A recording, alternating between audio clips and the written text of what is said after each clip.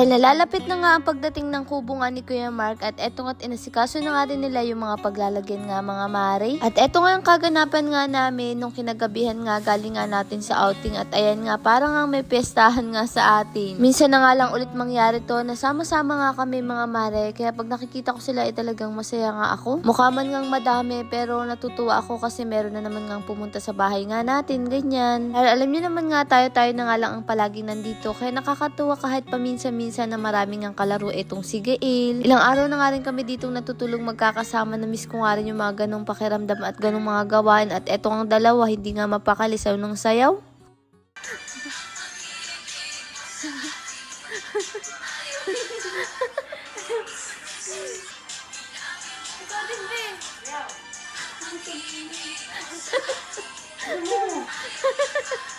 Gail nga, basta may marinig yan ng tugtog ay talagang napapakending na akala mo talaga isayaw nga ng lolo niya. Kapag nga lasing ang lolo niya, isinasabayan niya nga sa pagbubudots. Gusto niya nga kapag sumasayaw siya ay nakikita niya nga yung sarili niya at kinaumagahan naman nga eto nga sila Tatay at Lerma, ayan magluluto pala sila dito ng talong. Ani nga lang natin eto sa bakuran kaya malaking bagay nga din at sabi ko nga kay Tatay masarap ng dagdagan nga eto ng kamatis kaya kumuha nga si Tatay dito. Dahil nga sa hitik na nga yung bunga ng kamatis natin, nakakatuwa nga rin dahil nga nagsipaghinugan na nga sila at ang lalaki pa mga mare, tingnan nyo at wala pang ang bulok. Nung nakatayo nga ako sa kubo, nakita ko dito si Tatay nag-aasikaso nga ng kamatis, si Ate Lerma naman nga nag-aasikaso ng talbos, si Tita Ligaya naman nga, ayan nag-aasikaso nga dito mga mare ng talbos na iuwi niya, tapos eto nga si Jeffrey nagwawalis. Yung mga ganong gawain ay talagang payak na payak lang, pero alam nyo naman na gawain talaga yun sa probinsya at kanya-kanya talaga ng ginagawa. Si Tita nga habang kumukuha nga daw ng kamote, meron nakitang nakausli kaya nakita nga daw niya yung kinuha niya dahil sobrang laki rin. Nakwento ko na nga rin sa inyo na magkakaroon talaga dito ng kubo si Kuya Mark. Sabi ko dito na nga lang sa bungad. Tapos aayusin na nga lang namin mga mare ulit dito para gumanda nga ulit to kasi nga yung mga gulay tuyo na nga. Mas gusto ko nga kapitbahay sila Kuya Mark mga mare kasi nga mas maganda nga may kapitbahay nga kami at syempre magkakasama na rin naman nga kami sa loob ng bahay. Alam na namin yung mga ugali nga ng bawat isa. Sabi kasi ni Kuya Mark ang inaantay na lang daw talaga etong ang pagpapatungan nga ng kubo at eto pala mga mare nagpagawa na rin pala tayo dito ng garahe nga ng sasakyan. Marami nga nagtatanong kung bakit nga hindi terrace ang ginawa nga dito sa harapan. Bali mga mare, kailangan nga natin ng parking. Kung papipiliin nga ako, mas payapa nga dito mga mare kaysa nga dun sa kabila, lalo na nga kapag may sasakyan ka.